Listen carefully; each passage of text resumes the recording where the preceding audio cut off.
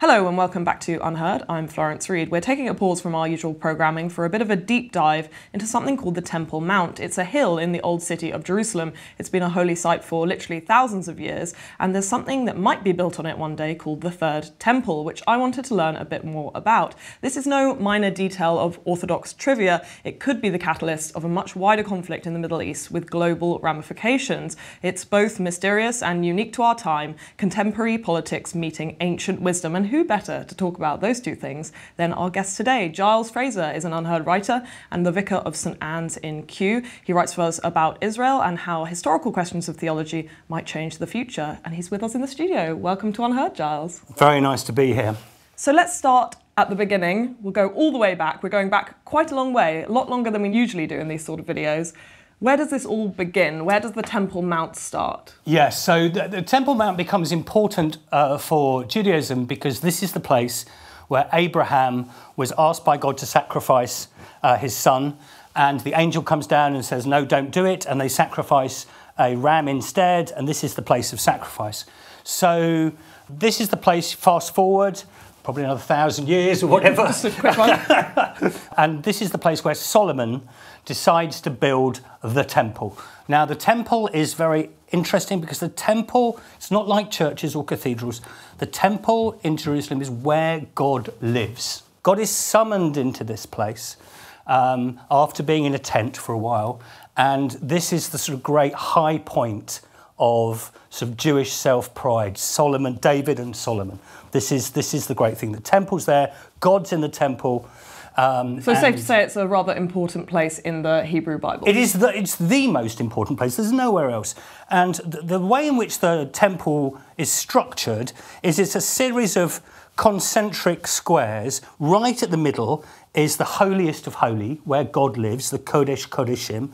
And then you have to be, in order to get into it, you have to be sort of gradations of holiness. So foreigners can only be on the outside, and then women could come in a little bit further, and then priests can come in a bit further, and then the high priest can get right into the middle, and only on one day of the year, on Yom Kippur, and there he mentions the name of God. And this is where God lives. So this temple, this extraordinary space, was destroyed first by the Babylonians, and then rebuilt, and then it was rebuilt even more by Herod, and then the last knockings of the temple is when the Romans smash it down. So the Romans come in AD 70 and they destroy it. And Judaism then morphs. It goes from being a religion of priests and sacrifice to a religion of books and rabbis. And that's what happens when the temple is knocked down, AD 70. And all Jews long for the temple to be rebuilt. So the destruction of the temple marks a shift in the nature of Judaism completely. Completely. AD 70 is absolutely crucial, and then it becomes a dispersed religion, diaspora, and that longing to return to the temple. So that is very, very, very deep. A longing. So, you know, what happens after AD 70, the Romans used it as a rubbish tip. They sacrificed pigs on it, the 12th Legion, whose symbol was a boar. You know, they do this. In fact, when the Muslims take it over, the Muslims are much more respectful of this site, but they build a mosque on it, one of the earliest, the Al-Aqsa Mosque, one of the earliest piece of Islamic architecture. This is where Muhammad goes up to heaven. It's a sort of very sacred place, and the Al-Aqsa Mosque is still there. So now you have these layers of archaeology where it was the most sacred place for Jews, and on top of that, the Al-Aqsa Mosque is built. Because the Romans destroyed it, all there is left is the ramparts. And that's the Wailing Wall. People have heard of the Wailing Wall. You can see the two sides. There's the Palestinian side and the Israeli side, literally divided. And the Wailing Wall is the ramparts. It's the foundations of the old temple. And that's incredibly holy. But that's just the foundations, you know. So the idea that the temple might be rebuilt is, you know, a great dream. But in order to do that, what do you do with the Al-Aqsa Mosque? And in this context, you know, there are those who want to knock it down, rebuild the temple. That is World War III. in this context. That's why all this history matters. It is incredibly dangerous.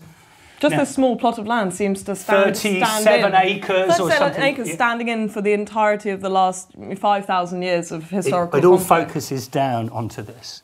It's too holy for Jews to walk on. So the rabbis say you're not even allowed up there. So most conservative rabbis say you're not allowed to go up there because you walk on this area. What happens if that's underneath the Al-Aqsa Mosque? Okay, well, nobody knows where it is, actually. But it could be. So there are those who go, no, that has to be cleared. That whole area has to be cleared. Since the Middle Ages, this whole space has been administered by Arabs and most recently by the Jordanians. And it's still administered by the Jordanians. So this is a very complicated thing where the Israeli army are around it, but inside it's run by Jordanian police. That's been the situation since the Middle Ages, even when in the Six-Day War in 1967, in June, Israeli paratroopers took the old city of Jerusalem, and for a little while, they placed a flag, an Israeli flag, over the Temple Mount. Moshe Dayan, who was Defence Secretary, could see through his binoculars this was happening and phoned through on the radio, do you want to create World War III? Pull that flag down. So even an Israeli nationalist who is involved in a war effort thinks that is too extreme. A secular Israeli nationalist, which Moshe Dayan was. But yes, thought it was like... But there were obviously those who thought this was a precursor to God coming back.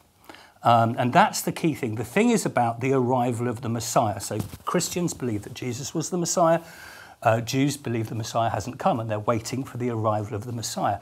And the question is whether a rebuilt temple would actually usher in the Messianic age.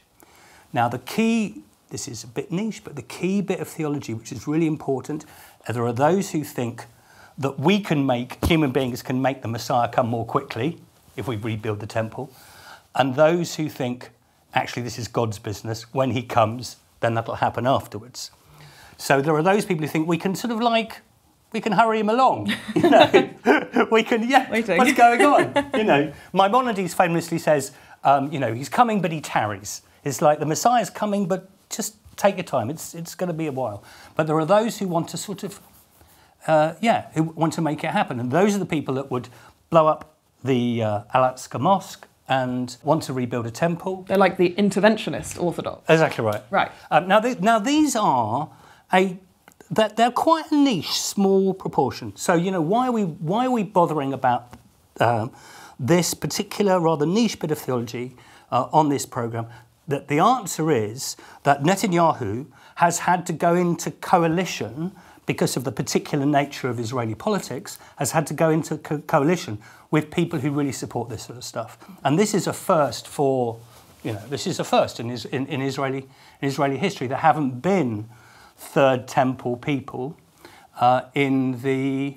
Not that I could think of, people might prove me wrong, but I can't think of any Third Temple people who have been in the Israeli cabinet. But now, people like Ben-Gvir, who are very supportive of this sort of stuff, whether because they think it's theologically important or whether because they just like the idea of blowing up mosques. Well, this is where it becomes hard to tell, because in the context of the current conflict, it's hard to know what is political motivation and what is religious motivation. Correct. Let's talk about Itamar Ben-Gvir, because he's obviously a central figure in this. Where did he come from? Who is he? How has he gained so much influence on Netanyahu? Proportional representation is the answer.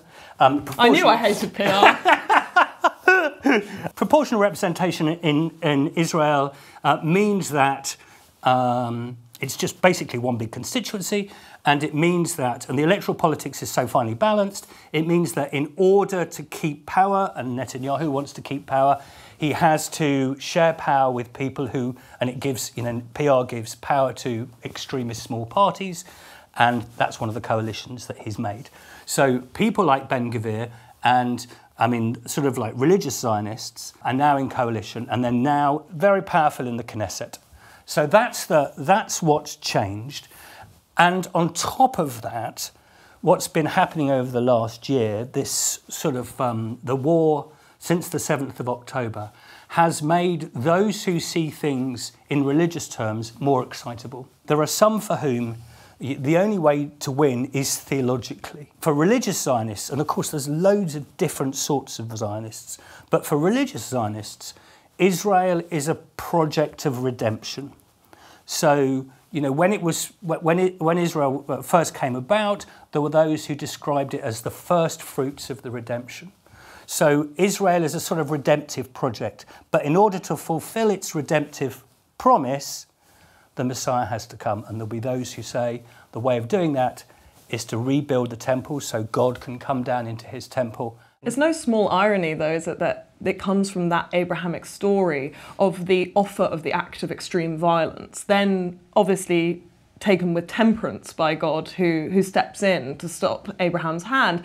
But there is something there in the very seed, the kernel of this story, which is about a weighing up of the necessity of violence in the world for one's own religious ends, and then the need for peace.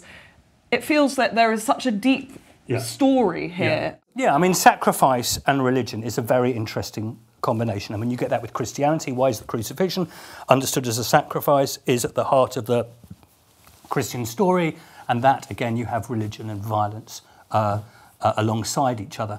Now, what sacrifice is theologically is, and there's lots of stuff about this, but one is that, you know, all things come from you and we give them back to you. So life comes from you. Judaism is a religion of life. L'chaim is the sort of heart of it. In Genesis, it's just a great celebration of life. And one way of understanding sacrifice is that we celebrate life by returning life to God. Okay, that's a particular way of understanding it. Christians then have sacrifice. And the interesting thing, of course, is that since AD 70, because the temple's been destroyed, there's been no religion of sacrifice in Judaism. So priests, I'm a priest, and we talk about the sacrifice of the Mass. So I celebrate a sort of version of a sacrifice when I celebrate the Mass at the Eucharist. But even though there are Jewish priests who are Cohens, they haven't been able to do that because they can only do it in the temple. So they long for that.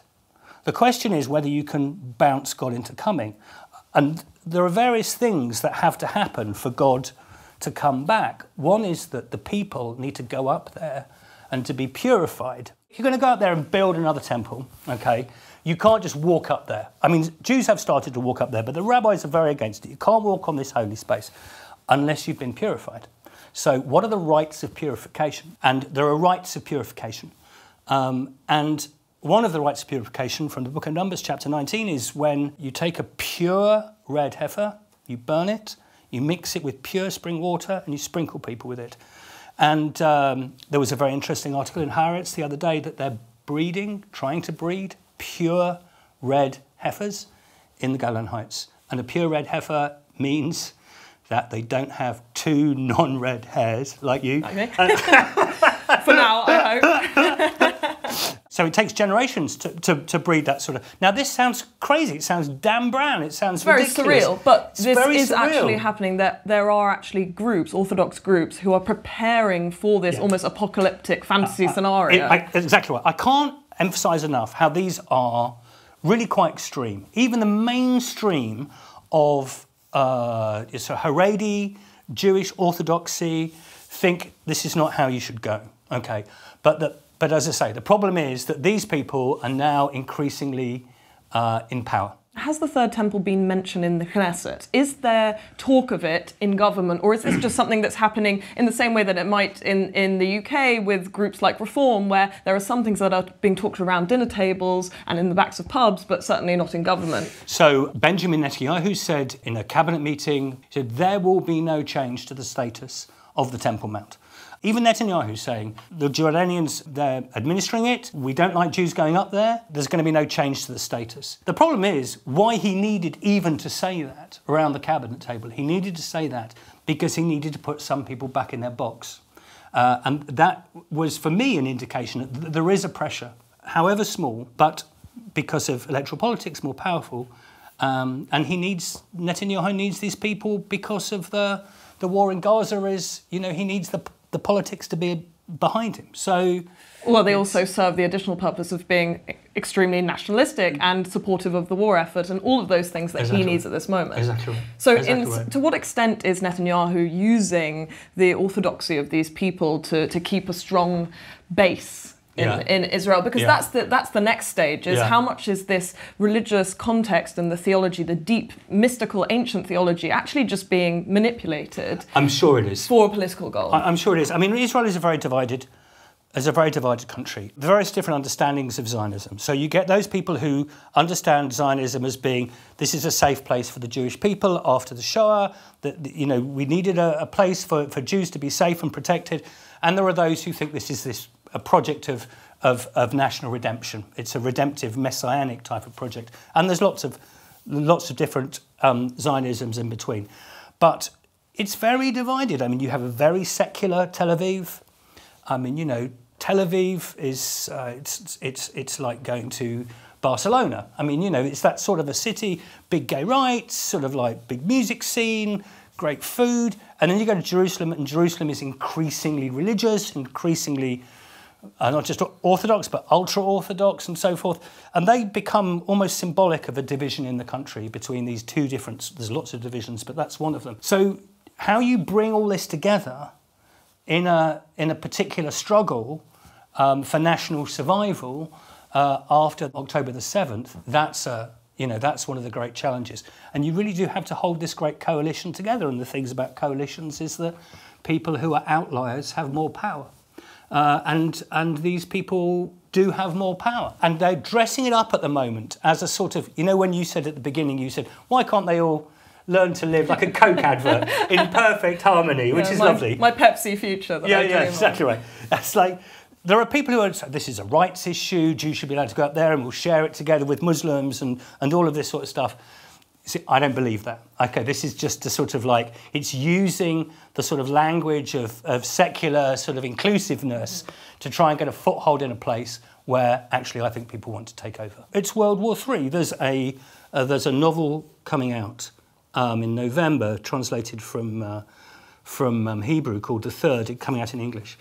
And it tells of this dystopian future where the cities, the coastal cities of Israel have been destroyed in a nuclear catastrophe because the protagonist, who's called Jonathan, his father knocked down the Al-Aqsa Mosque.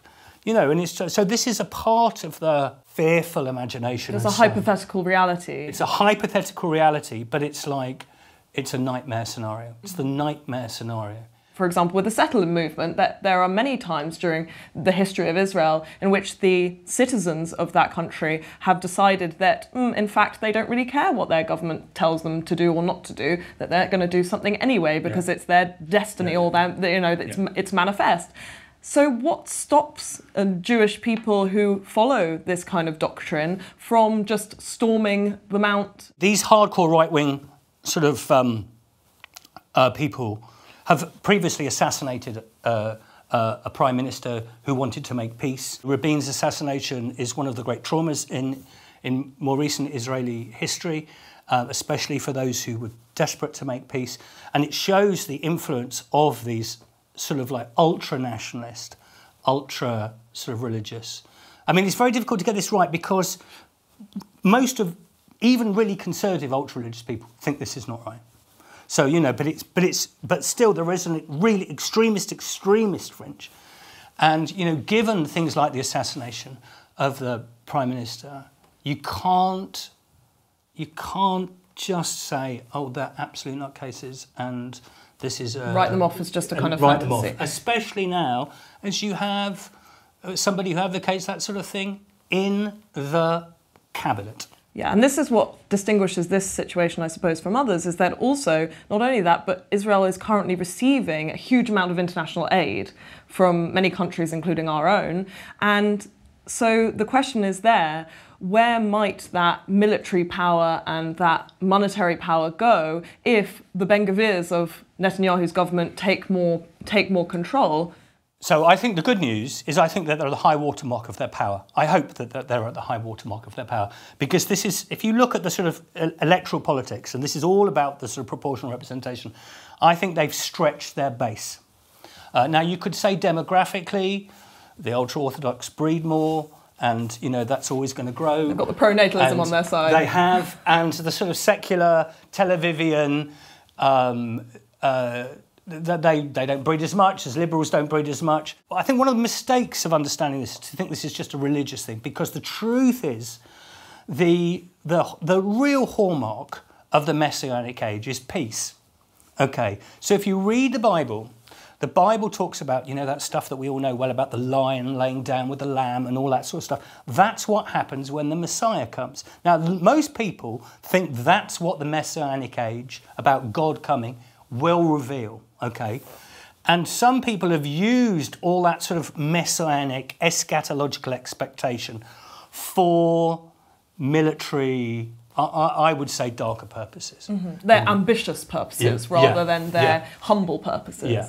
So I would like to think, perhaps I'm being naive, and I think we need to talk about this because I think it's there, but I would still like to think that they are a sufficiently small minority that people, you know, there's been loads of people out on the streets protesting against the Netanyahu government, and they protest because of people like Smodrich and Ben-Gvir and those sorts of people that are in power. If we step back and look at the wider international context, though, it does seem to be a bit of a trend that in the last few years, the religious right has taken a disproportional impact on the elections of America and Europe now increasingly. What seem like small factional groups, often of Orthodox or evangelical Christians, do have a much greater say than perhaps they have had in quite a few hundred years. Yeah. Is this a trend? Is this something that we should be more considerate of? I mean, of course, there's also the connection here to evangelism, which is that should the third temple be built, we enter into the end times according to their theology. Exactly. So there's a lot of mad Christians who love all this sort of stuff as well. American Christians who are wild about the third Americans, temple. yeah. And the rabbi who fronts the Temple Institute, these are a lot of them are Americans. Perhaps, again, I'm being over-optimistic, but I would slightly push back on this idea that we keep on seeing religious conservatives having more and more influence.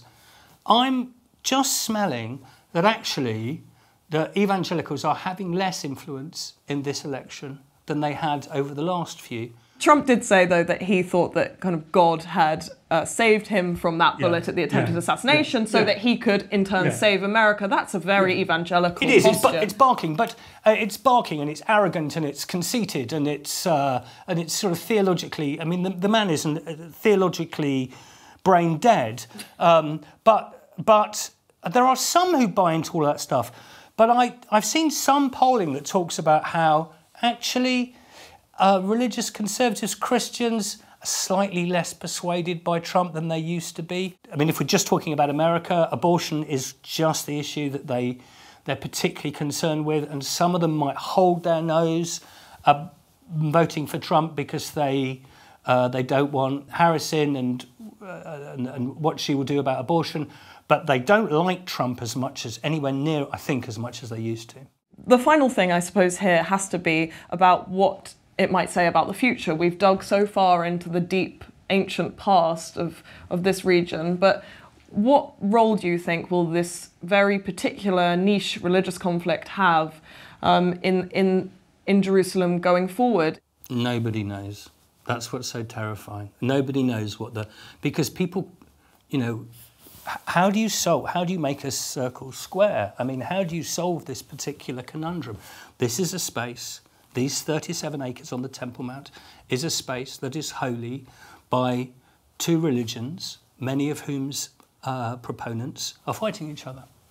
And the tension is then, this becomes the absolute, it's the sort of the very epicenter of the sort of conflict understood theologically. This is it feels like a nuclear reactor, and this is the absolute core of the nuclear reactor, this bit on the Temple Mount. What happens to the hope of the Third Temple then? You say that it's ingrained in every Jewish person from the beginning of the... Part of the prayers, yes. The story of the Hebrew Bible. So what happens to that? Does that have to be abandoned as an aim? No, it's not abandoned. It's not abandoned, but it's a hope for God to come and bring peace to the world. So, and that's how God would come. So it's something that you just, the really key thing is you don't try and make it happen by blowing things up or, it is something that you pray for. And when the Messianic age comes, there will be peace on earth. That's in a way what you're praying for. And that is, that looks very distant. God coming looks very distant. But the idea that you might achieve that through violence, it seems to me, is a complete misreading of what the scripture says. Giles Fraser, thank you so much for joining us today. Thank you, Flo. So that was Giles Fraser, UnHerd columnist and one of our favourite writers, giving us a real theological deep dive into the history, the present and the potential future of the Temple Mount and the idea of this mysterious third temple, the rebuilding of some sort of sanctuary for the Jewish people that could lead to the Messianic age. It all sounds rather high-minded and convoluted, but at the heart of it is something that is deeply real. It speaks to the political moment that is currently playing out in Israel and Gaza, and something that might become even more prescient as time goes on. Thanks for watching. This was UnHerd.